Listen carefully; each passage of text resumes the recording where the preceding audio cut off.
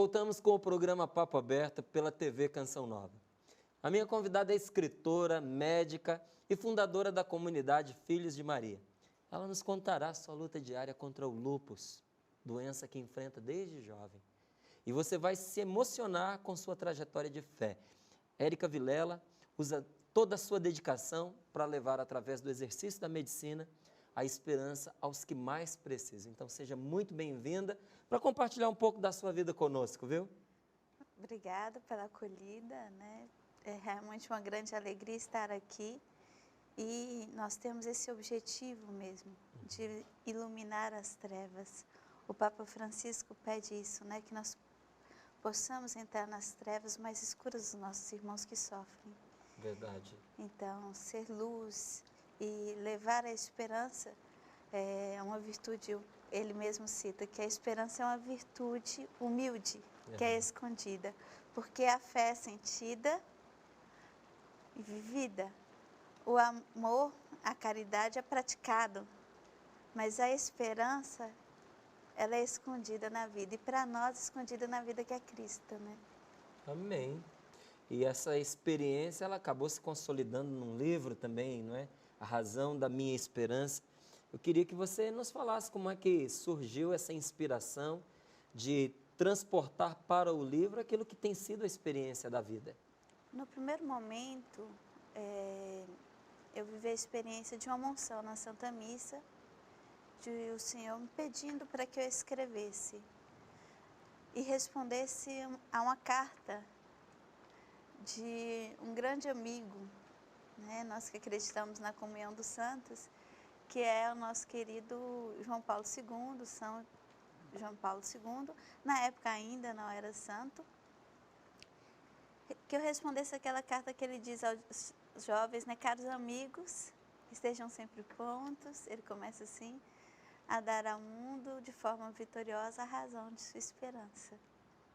E a partir disso, escrever o livro foi como que um transbordamento mesmo, um transbordamento do espírito. Em meio às dificuldades, eu até relatei no testemunho que dei na quinta-feira de adoração, que eu terminei o livro no CTI, numa das minhas últimas internações. Mas não conseguia parar de escrever. Era um transbordamento da experiência e um desejo de que aquelas pessoas que sofrem, não só de lúpus, mas com doenças crônicas ou com outras dificuldades, né? Hoje a gente, com pessoas com filhos nas drogas, aqui há relatos de vários tipos de sofrimento que eu pude colher no leito dos hospitais à medida que eu fazia o curso de medicina e enfrentava também os desafios de minha doença, né? Para quem que esse livro é destinado? A quem você aconselha que leia A todo aquele essa que experiência? sofre. A todo aquele que sofre. Mas em especial aquele que já está abatido. Há uma passagem que fala assim, na Sagrada Escritura, que Deus olha para aquele vermezinho de alma abatida. Este livro é para aquela pessoa que está com uma alma abatida, que às vezes está sentindo um vazio dentro de si e que não consegue descobrir sentido no seu sofrimento. Porque o triste não é sofrer sem sentido.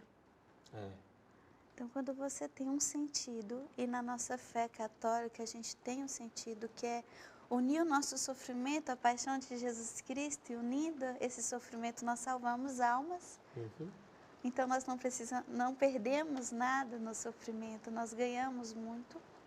Aí, com esse sentido, você consegue adquirir forças para enfrentar os desafios que a vida vai nos proporcionando, porque também a doença, a morte faz parte da vida, né? Não adianta tentar eliminar. Com certeza. E justamente ontem eu recebi a carta de um médico que ele tratava os seus pacientes já há 35 anos. E ele passou pela experiência da enfermidade, ter várias artérias ali do seu corpo entupidas, né? E ele foi contando o sofrimento dele como médico e até dá um testemunho muito bonito, porque ele diz: eu construí a minha enfermidade, porque aquilo que eu aconselhava os meus pacientes não fazerem em favor da própria saúde, eu praticava. Então, hoje eu fui obrigado a mudar a minha vida e eu sou um testemunho do que onde uma desobediência pode levar. E ele dizia, testemunho mesmo, porque eu abro meu peito, eu mostro o que aconteceu pelas coisas que eu deixei de fazer, por outras que eu não deveria ter feito e fiz. E, em geral, as pessoas perguntam assim, mas médico também fica doente? Então, você é médica e vem há muito tempo lidando com uma doença crônica. Queria que você me falasse sobre essa experiência. E como é que é essa experiência para as pessoas? Porque, de repente, alguém olha para um doutor, uma doutora, um médico, uma médica, que está lidando todos os dias com a própria enfermidade. Como é que é isso? Na verdade, eu sou paciente há 35 anos, né? Eu tenho 38, então eu, desde minha infância... Desde 3 anos de idade? Eu sempre tive muitas enfermidades, uma atrás da outra. Só que aos 21 eu fui diagnosticada com lúpus, que foi justamente no período em que eu estava fundando a comunidade. O lúpus, quais são os sintomas do lúpus e as consequências dele na pessoa? O lúpus é uma doença autoimune, tem vários tipos de lúpus, né? Dependendo do tipo, vai ter um acometimento, uma consequência. Então, às vezes, citar assim... É difícil, né? Porque ela é ampla. É difícil por quê? Porque dor articular faz parte do lúpus. Eu tenho lúpus eritematoso sistêmico, que atinge todos os sistemas. Então, quando eu descompenso, por exemplo, quando descobriu a minha doença, eu tive um derrame pulmonar. Então, ele pode atingir todos os órgãos, geralmente o mais acometido é os rins. Se ficar descompensado nessa doença, entrar em atividade. Mas a minha, mesmo com várias internações, ela nunca teve um grau de atividade que me impossibilitasse. Eu não cheguei a ter que retirar pâncreas, porque pode acontecer, né? Porque você vem fazendo tratamento e vem controlando isso. Sim, e vem acompanhando. Mas Santa Teresa d'Ávila diz que Deus dá maiores cruzes a seus melhores amigos. Eu não tenho só lúpus, né? No decorrer disso, eu tive outras doenças também. Então, eu tive um tumor na meninge do cérebro benigno, mas tive que fazer cirurgia, porque estava dando uma compressão. Tudo dentro do curso de medicina, que é o que eu relato. Porque o grande desafio, além de ser paciente e virar médica, porque eu não sou uma médica que virou paciente, que teve uma enfermidade. Eu sou... É o contrário do meu amigo. Sim, você era paciente que virou médico. Isso. Eu sempre estive do outro lado da mesa. Eu sempre passei por toda a dificuldade de quem sofre. Né? Pelos problemas do SUS, pelas internações na minha infância. As dificuldades de você encontrar alguns médicos que não são tão acolhedores, né? Outros médicos que são fantásticos, e graças a Deus os meus médicos que me acompanham hoje são muito bons, mas eu tive na infância médicos que chegavam assim, vamos ver o que ela tem, se tiver alguma coisa a gente abre e vê, se não tiver a gente fecha, como se fosse assim, né? E você ali, ouvindo isso? Eu ali, com 13 anos, ouvindo aquilo ali. Então, só que aos 14 eu tive uma experiência que foi oposta a toda essa realidade que eu já tinha tido com os médicos. Então, na minha infância e pré-adolescência eu tinha uma certa dificuldade com os hospitais por ir muito. Mas aos 14 anos eu tive um médico que disse assim, não, ela vai ficar no meu consultório enquanto vocês não arrumarem uma vaga para ela. Aquilo me fez desejar ser médica. Para dar voz a quem não tem voz. Poxa vida, que legal, hein? Que bom, graças a Deus. Só que aí, no período em que eu ainda estava bem, o Senhor me chamou. Me apaixonei com Deus. Perdidamente. E aí, nesse encontro de amor e nessa relação com Ele, eu entendi que Ele me pedia a medicina. Então, eu deixei de prestar o vestibular, eu já tinha passado em outros cursos. E entreguei como Abraão fez. Uhum. Isaac, eu acreditava que era um projeto de Deus, Uhum. mas acreditava que havia dois amores e um amor maior venceu, Uhum. né? Que era seguir Jesus, seguir, viver o Evangelho, torná-lo verdade Então aí em você minha deixou esse vida. sonho de lado um Sim. pouco. Não, eu deixei de lado totalmente, na minha Você já era cabeça. médica, não? Não. Na minha cabeça eu tinha Você deixado... tinha abandonado. Aí eu disse um pouco porque depois esse sonho volta lá na frente, né? Não, deixei totalmente. Totalmente. Aí não pensava mais nisso.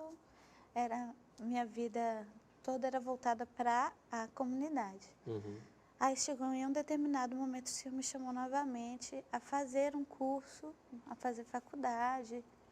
Aí, através de diretor espiritual, de orientação, né? Uhum. E a obediência é sempre um traço muito positivo em todos os sentidos, seja aos médicos e aos médicos que orientam seus pacientes, quanto também aos médicos da alma, que são os nossos sacerdotes, né? Os nossos diretores. E eu voltei a tentar estudar, mas eu estava indo de internação a internação. Eu fiquei muito tempo sendo internada, durante 2 anos. A cada semestre eu vivia algum tipo de internação. E depois disso, somente depois disso, é que Deus me chamou claramente para tentar medicina. Eu não estava estudando mais, não tinha mais, já fazia um bom tempo, né?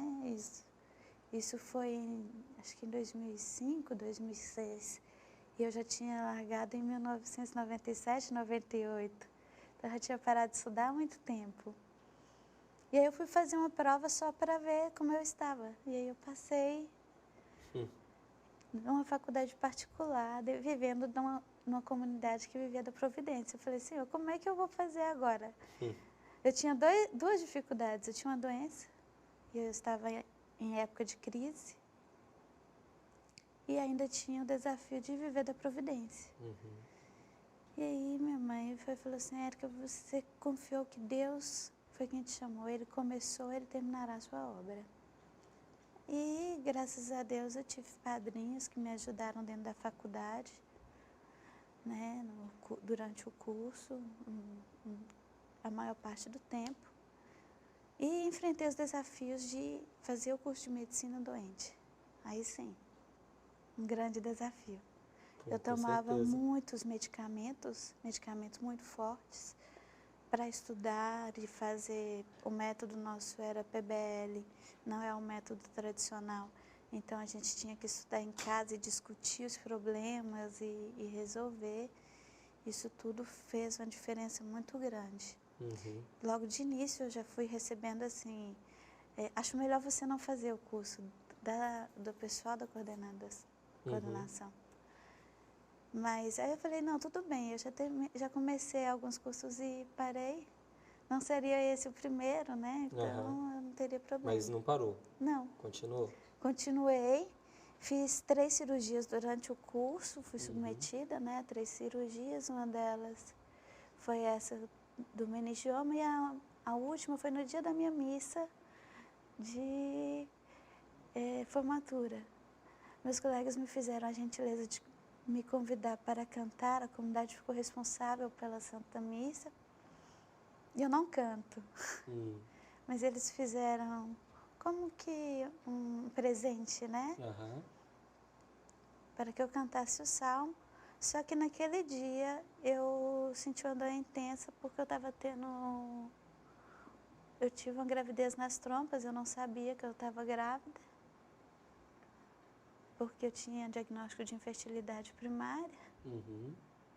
E aí eu fiquei sabendo às 4 horas da tarde que eu estava grávida e às 10 horas eu já estava no bloco cirúrgico, porque o embrião já tinha rompido, né? Aí assim, mas tudo vindo muito cuidado de Deus, o amor de Deus. Agora, veja, um curso que é exigente como o da medicina, né? Cravejado de situações como essa, né? Que você foi contando aí, que são inúmeras, né? Uma só bastaria para para fazer muita gente repensar a sua trajetória. Você disse logo no começo do nosso bate-papo que triste não é sofrer. Triste é sofrer sem sentido, não é? Então, dar sentido ao sofrimento, tenho certeza que coopera muito para que a gente possa sobrepujar esse sofrimento, superar esse sofrimento. Mas muita gente não consegue entender o que é dar sentido ao sofrimento. Então, você que é uma pessoa que conseguiu fazer isso, queria que você dissesse, na prática, dar sentido ao sofrimento da gente é o quê? É descobrir o amor de Deus em todas as coisas. Sabe uma música do Focolares que fala assim, tudo que me acontece encontra o seu amor? Uhum. É você conseguir encontrar o amor de Deus em todas as coisas, por mais difíceis que elas sejam. Uhum. Durante esse período, por exemplo, da cirurgia, eu vi a mão de Deus que cuidou de mim, porque já tinha uma gestação de 8 semanas, e eu não sabia. Se eu tivesse ficado sabendo antes, talvez eu tivesse sofrido mais. Uhum. Eu já teria uma expectativa. Uhum. Eu já teria tantas coisas dentro de mim, meu esposo também. E Deus, isso para mim foi um cuidado de Deus. Uhum. E há um tema no livro muito bem humorado, né, que diz, cortei o cabelo porque eu não podia cortar a cabeça. Né? É isso mesmo? Qual a presença do humor na obra e como que você consegue trazê-lo, mesmo em meio a tantas dores e sofrimento? Dá para poder ser bem-humorado no meio das dores? É preciso ser bem-humorado no meio das dores. Ela torna mais leve a dor, o bom humor. É um dos outros conceitos que a gente tenta trabalhar. É você conseguir ver as coisas com bom humor. Né? Você saber rir nas grandes dificuldades. Realmente eu senti isso. Eu cortei o cabelo porque eu não podia cortar a cabeça. As dores de cabeça eram enlouquecedoras, muito intensas. Você tem vontade de fazer tudo que você pensa. E eu cheguei para o meu neurologista e falei isso com ele. Eu cortei o cabelo porque eu não podia cortar a cabeça. Depois vendi o cabelo para comprar um shampoo bom.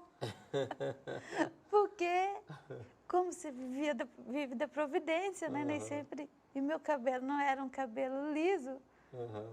Aí ele riu e falou assim, e funcionou? Eu falei, não funcionou muito não, mas pelo menos no primeiro momento deu aquela leveza. Mas ali eu compreendi por que algumas pessoas em dores muito grandes fazem opções que a gente não entende. É querendo viver, não querendo morrer. Um dia, quando eu terminava um programa que eu apresento diariamente de manhã, chamado Sorrindo para a Vida, havia uma senhora me esperando e eu vi que ela estava enferma. E eu pensei que ela ia pedir que eu rezasse por ela, para que ela encontrasse a cura. Ela não queria isso, ela queria que eu pedisse a Deus que a levasse. Porque ela tinha uma infecção constante por detrás dos olhos. E por mais que ela tomasse a medicação, a dor era insuportável. Ela disse, eu estou aqui completamente dopada, eu estou no limite do que eu posso tomar de medicação. E eu estou ardendo em dores. Então, meu filho, eu vim te pedir para que você peça a Deus para me levar, porque eu não aguento mais viver assim. E aí, naquele momento, eu entendi o que você está dizendo. Que não é que a pessoa queira pôr um fim na própria vida. Às vezes, passa pela cabeça um meio de acabar com o sofrimento, que é muito. Porque viver a pessoa quer. Mas a dor era grande demais. Então, nessa hora, o que a gente faz? Chora junto. Se compadece, reza e confia em Deus. Não é? Então, eu vejo assim a importância desta obra que você trouxe para nós. Te agradeço imensamente, não só pelo que você escreveu, não é? Mas pelo carinho, pela delicadeza de saber ver com bom humor situações nas quais são difíceis, né? De se manter bem-humorado. E quero também já te perguntar, porque a minha produtora já falou aqui para mim que a gente está chegando ao finalzinho, não é? Como é que a gente faz? Eu já sei, mas eu quero que você diga, não é? Como é que a gente faz para poder ter acesso a essa obra, aonde a gente vai poder mergulhar ainda mais nessa partilha que você está fazendo? Em todas as livrarias, né, católicas que têm representação da editora Canção Nova, na própria Canção Nova, né, ligando para a Canção Nova no call center, você pode adquirir. É um excelente presente de Natal. Com certeza. Porque o Natal é o tempo da luz, né? O Advento é o tempo da espera. E a esperança, você entender, viver isso na esperança. Só queria Por colocar, favor. porque isso que você terminou é uma coisa que às vezes as pessoas não compreendem. E hoje há uma difícil aceitação em relação à morte. Parece que nós queremos ser imortais quando nós não somos imortais. Esta vida é uma vida que passa. E a gente deve se lembrar disso sempre, né? Por isso que é uma âncora. Porque nosso coração deve estar ancorado no céu. É lá que é nosso porto final. Não é aqui. E as pessoas não entendem. E às vezes, mesmo vendo o sofrimento intenso do outro, ficam querendo que ele seja curado, rezando para que ele permaneça. E a pessoa está cansada. Entendo. Cansada. E nessa hora eu sei que Deus se compadece. Porque isso também é dizer sim à vida. Eu tenho grande admiração pela nossa fé por causa disso. Pela sabedoria. Quando ela diz a medicina não tem o direito de prolongar a morte, né? Esse tipo de sofrimento. É verdade. Porque às vezes a gente usa para qualificar como vida aquilo que já é um processo de morte. Então não se prolonga a vida, se prolonga o processo de morte. A pessoa vai morrendo muito aos poucos, né? E é estender um sofrimento de uma maneira desnecessária. E é faltar com a caridade, né? E falta com amor. Aí é um amor que não é pleno, porque o amor que é verdadeiro, ele não é egoísta, como diz Coríntios 13. É verdade. Mas é uma grande alegria, eu agradeço muito, peço que comprem, porque é uma obra que vai ajudar, tenho certeza. Já recebi muitos testemunhos desde que o livro foi lançado. E são testemunhos fascinantes. Eu agradeço também a todas as pessoas que têm enviado seus testemunhos, porque é um livro de oração, a cada capítulo, termina com a oração. Não se pode viver uma esperança viva sem oração. Então, não pude permanecer sem rezar.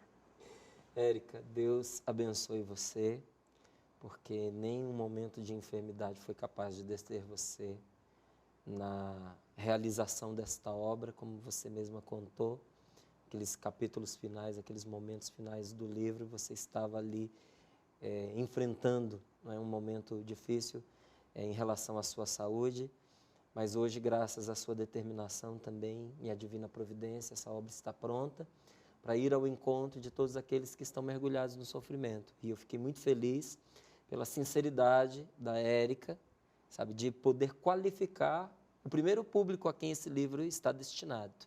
É para todos que desejam ter esperança, mas de uma maneira especial por aqueles que sofrem, aqueles que estão imersos num sofrimento, muitas vezes sem conseguir achar sozinhos um sentido, não é? E que estão perguntando, meu Deus, por quê?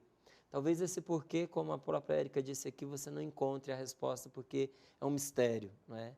Mistério não é o que Deus esconde da gente, mas é aquilo que é tão profundo que às vezes a gente não esgota, não é? Você vai buscar, não se esgota, mas o sentido que é o para quê, isso a gente pode achar. Minha querida, muito obrigado. Deus te abençoe. Amém. Deus nos abençoe. Amém. Eu fico muito feliz de estar aqui.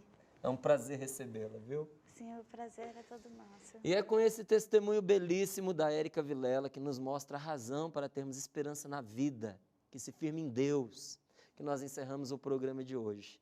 Não é? Ela colocou à sua disposição os contatos para adquirir o livro, eu os repito para você, 0 código da operadora 12 3186 2600, ou pelo nosso site, não é? loja.cançãonova.com. O livro A Razão da Minha Esperança, de Érica Vilela, está à sua disposição.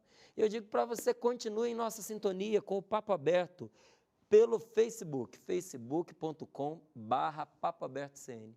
Uma ótima semana para você Encontro marcado na próxima semana, viu? Segunda-feira que vem, às 22 horas, com um programa especial de Natal. Até lá!